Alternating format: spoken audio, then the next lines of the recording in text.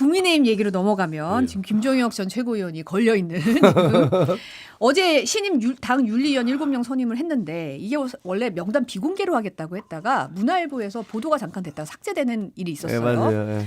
그러니까 이제 의원들 단톡방에서 뭐 JMS 변호인, 뭐 통진당 출신 이게 낭설이 아니냐 뭐 이런 얘기를 배현진 의원이 물었고 그러니까 한 중진 의원이 윤리위원들 성향 분석한 언론 보도 보면 기절초풍할 사람들이다. 최소한 당에서 의원들에게는 해명을 해야 한다. 뭐 이런 얘기도 나왔다는 맞아요. 거예요. 네. 뭐 박정원 의원도 뭐 면면을 보니까 뭐 김건희 라인이라고 알려졌던 분, 뭐 방첩사 자문위원, 뭐 여러 논란이 있어서 출범이 쉽지 않겠다 이런 얘기 오늘 아침 라디오에서 얘기도 했던데 뭐 명단 이제 좀 들으신 게 있으실 거 아니에요? 아니, 그럼요. 저도 어쨌든 저와 관련돼서 저 윤리 심사를 한다는 거 아닙니까? 그렇죠. 제가 당에 대해서 뭐 비판적인 얘기를 했던 것들이 그게 당원권 정지 2년의 권고를 받았으니까 그거를 징계할 분들이 도대체 누구신지가 궁금하잖아요. 그래서 저도 열심히 지켜봤습니다. 근데 뭐 문화일보에 잠깐 나왔다가 그거 덮어달라고 그 공개하지 말아달라고 그래서 그냥 내렸는데 사실은 그 이름 명단을. 근데 그 인터넷상에서 그분들의 면면이 그 사람들이 어떤 일들을 했던 분들이다라는 것들이 막 쫙 돌더라고요. 근데 저도 그걸 보면서 정말 기절초풍하겠더라고요.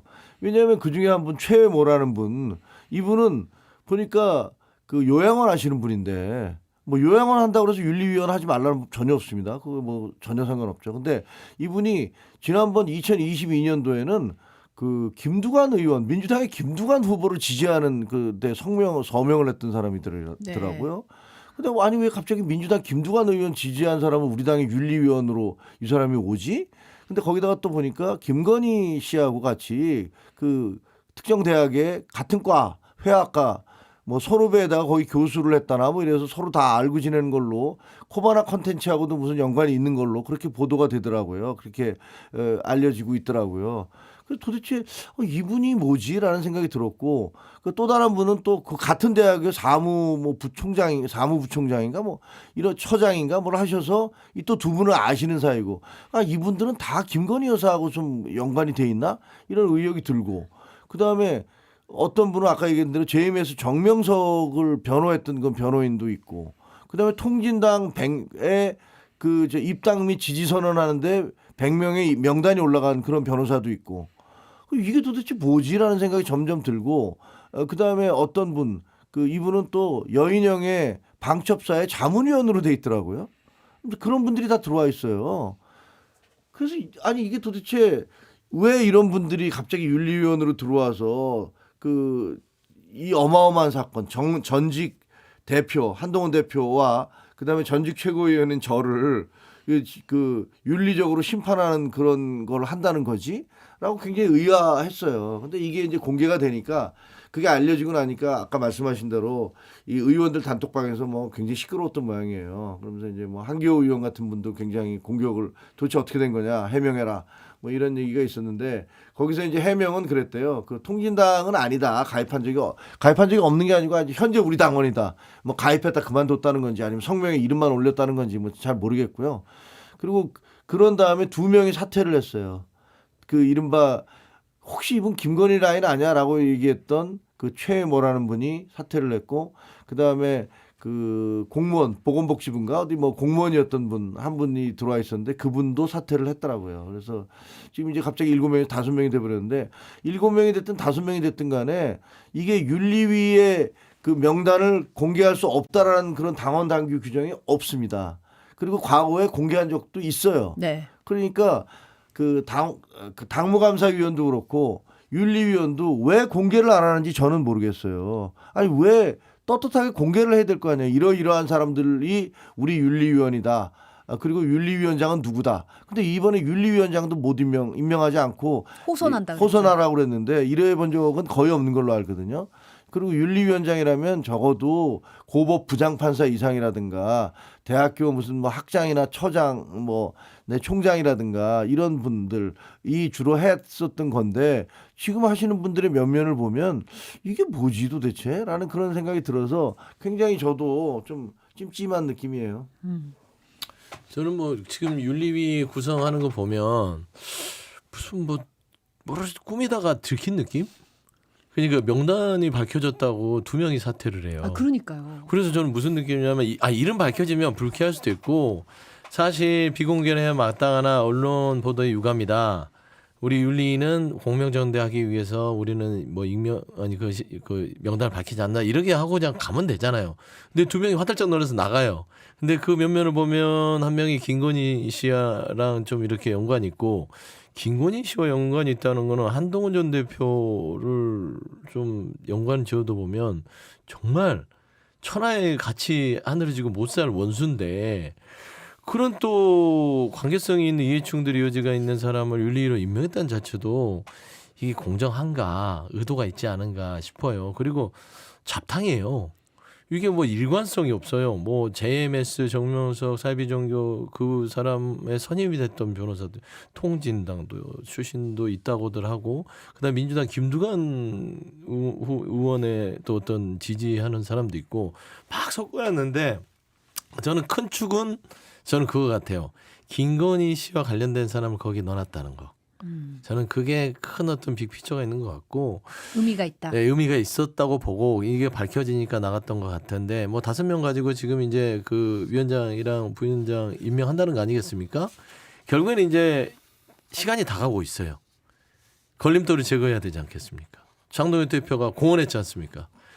이명박 전 대통령이 수구보수로 가면은 퇴행의 길이다 했는데 바로 통합과 단결을 위해서는 걸림돌을 제거하고 가야겠다.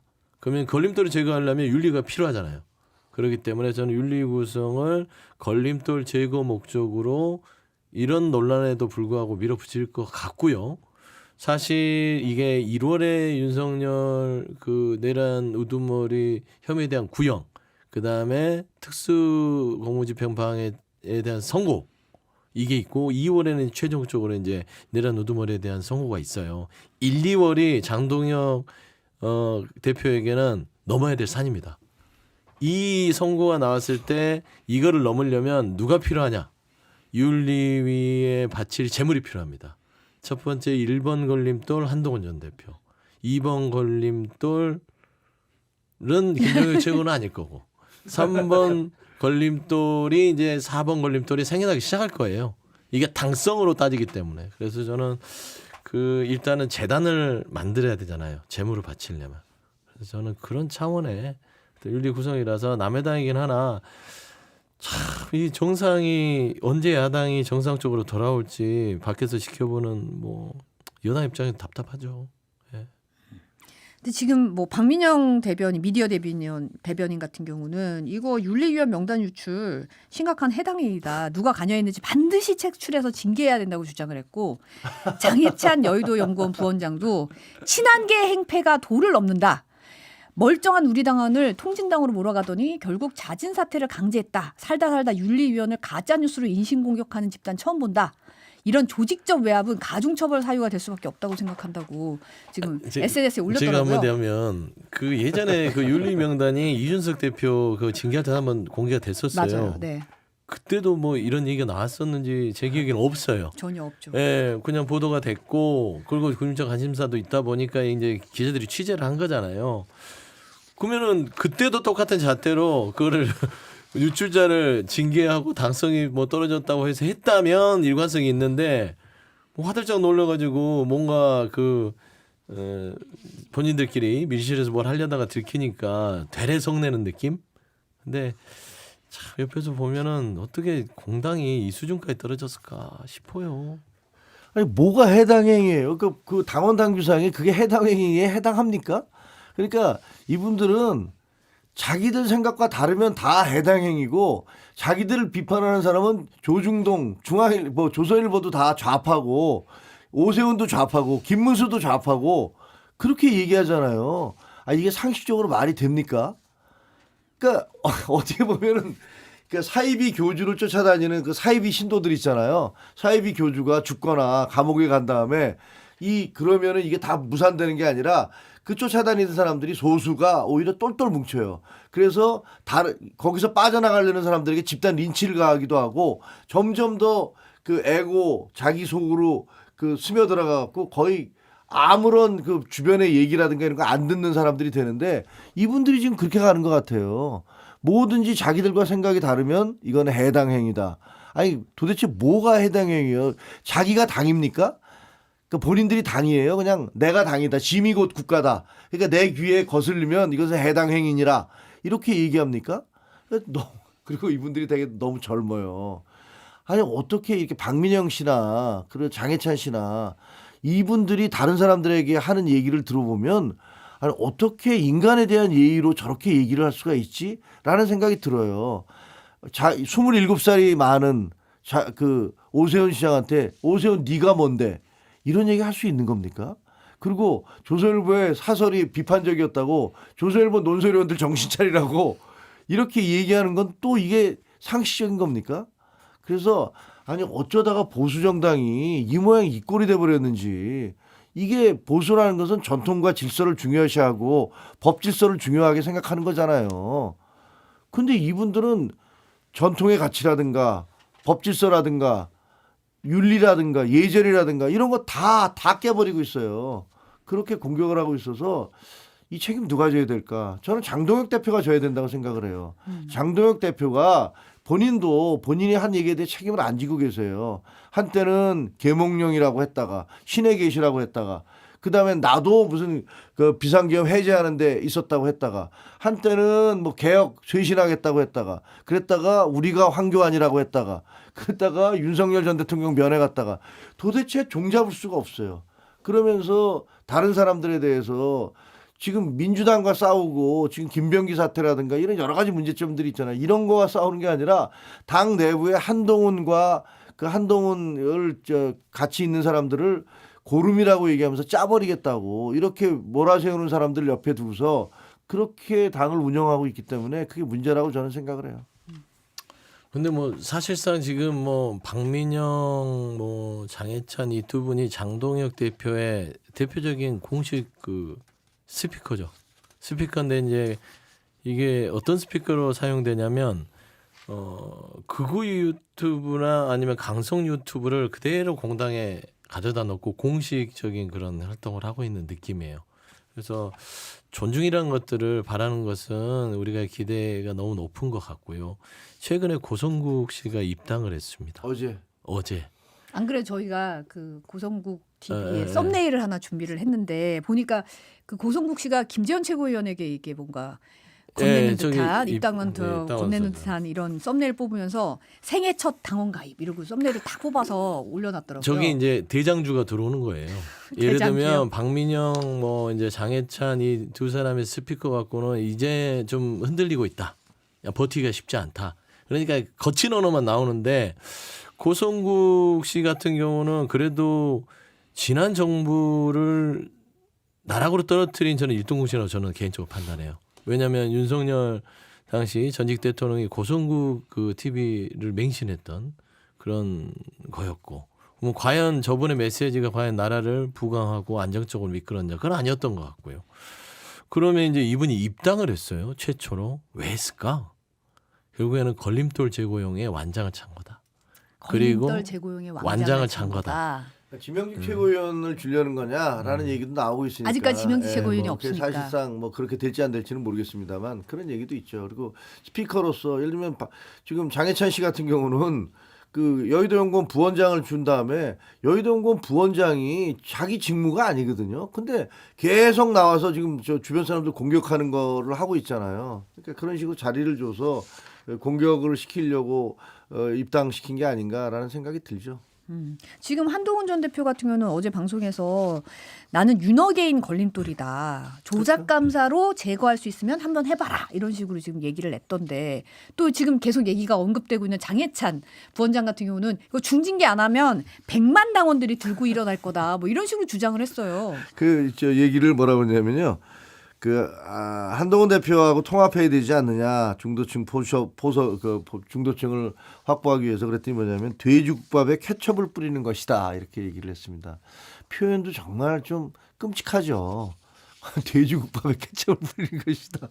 생각만 해도 테러네요. 네. 말 자체가 품격이라고는 정말 약에 쓸래도 없잖아요. 이게 아무리 사람이 공격을 하고 상대방을 공격을 해도 뭐 네가 오세훈이 네가 이렇게 얘기하는 거 돼지국밥에 케첩 그러니까 저분이 그동안에 그 막말이라든가 그 여러 가지 쓴 글로 인해서 굉장히 논란이 됐던 건 다 아실 거예요. 저는 뭐 입이 더러워질까 봐 더 이상 언급하고 싶지도 않습니다. 근데 저런 분들을 앞세워서 저렇게 장해찬이라든가 장애인 비하를 끔찍한 장애인 비하를 하는 박민영 이런 사람들을 앞세워서 장동혁 대표가 정치를 하려고 한다면 그거야말로 이 보수 정치를 완전히 나락가게 만드는 거고 바닥으로 진짜 늪으로 빠뜨리는 것이다라는 그런 안타까운 심정이 있습니다. 근데 고성국 씨의 입당이 이게 그냥 허투루 볼 건 아닌 것 같아요.